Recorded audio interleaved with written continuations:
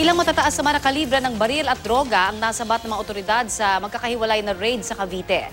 25 po ang arestado, kabilang ang umano'y kilabot na tulak ng droga sa probinsya. Ang mainit na balita hatid ni John Consulta.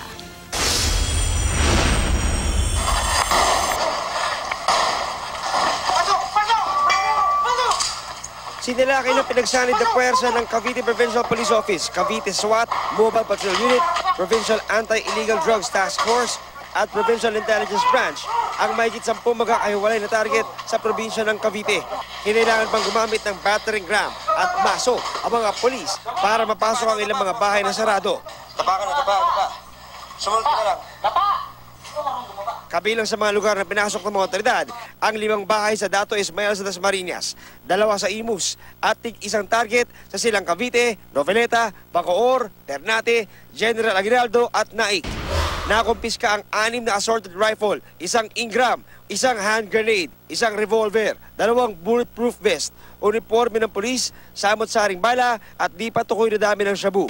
Sa kabuuan, 25 ang naaresto sa operasyon, kasama bumagsak sa kamay ng pulisya ang number 1 drug personality sa General Aguinaldo, ang number 3 sa Naik at ang number 9 naman sa GMA Cavite.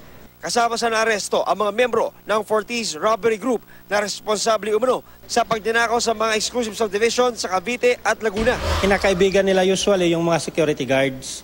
Tapos naman, kung kaibigan na nila, nakaging labas-pasok na sila sa mga subdivisions.